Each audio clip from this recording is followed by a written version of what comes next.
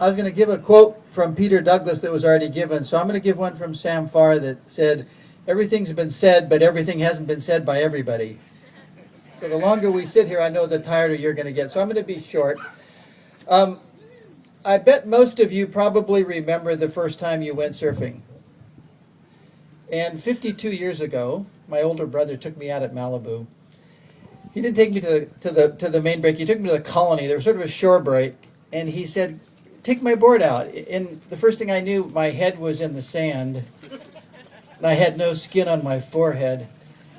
And I came back up on the beach and he said, "Oh, you did some pearl diving, huh?" And I was very humble, but that one day really changed my life.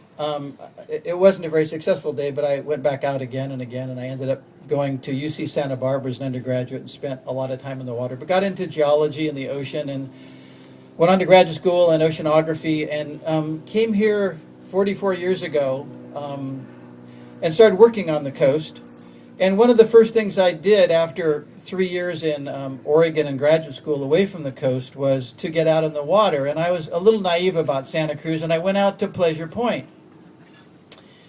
And the water smelled like sewage. And it's because it was.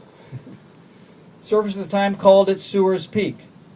And that's where the East Cliff Capitola sewer outfall discharged. It was about 200 feet offshore and about 4 feet of water.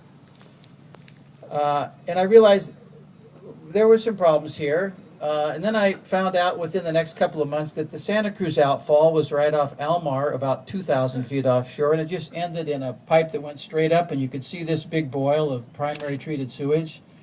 And then I discovered up at the Marine Lab, which wasn't a Marine Lab at the time, but there's a cave, and all the wastewater from a slaughterhouse, the west end of Santa Cruz, emptied into that cave, and the water was blood red. You know, nobody really did this with any malice in mind. It was just the way we were then. You know, the ocean was infinite. We could put things in it forever. It was before the first Earth Day, before environmental issues really kind of came to the forefront. And about that same time, 1969, Pacific Gas and Electric came into Santa Cruz and said they were going to build the world's largest nuclear power plant at Davenport. And I began to look at these things and say, you know, I think we have some problems. So I actually got together with a class of students, and we spent a couple of quarters researching Santa Cruz's environmental problems, most of which were coastal. And we put out a pamphlet called Santa Cruz and the Environment 42 years ago. And I thought we were going to be sort of honored by the city, but in fact at that time, these were things that they really didn't want to hear about. So we took crap night after night in the paper.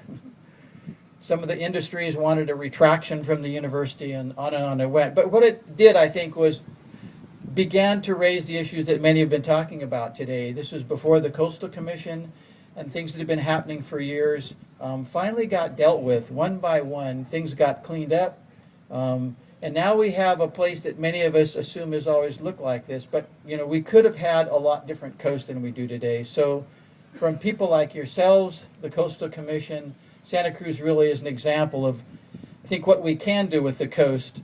Jane had asked me to talk about, you know, why there's such great waves here. And I think any one of you probably understands that. But there's no question that whether we start at Waddell Creek or whether we start at the Lane and work down towards Pleasure Point, we have really interesting geology here. I kind of work with rocks and water, rocks and water and sand. And it's very different. We've got a point that sticks out here. We've got a point at Pleasure Point and Black Point. The rocks are diverse. They erode in different ways. They outcrop on the seafloor in different ways. The sand moves around. So we've got this great set of breaks that as much as we think are constant, are always changing. There used to be 2 seal rocks out here. There used to be a big arch right under front of the lane that was connected, and lots of old pictures of people standing on top of that arch. Natural bridges used to have 3 bridges, and then there's 2, and actually now it's Natural Bridge State Park. There's only 1. So sea level is rising, the climate is changing, and the coastline will continue to retreat. We have put a lot of rocks in to stop it in places, but it's going to continue to go back. So while we may all wish for that wave to be the same as it was when we grew up, it'll be always changing. But that's exciting. That's a good thing. Change is good. So we have a lot to be thankful for, and I'm grateful to be here in front of you. And honoring all of you for all you've done. Thanks very much.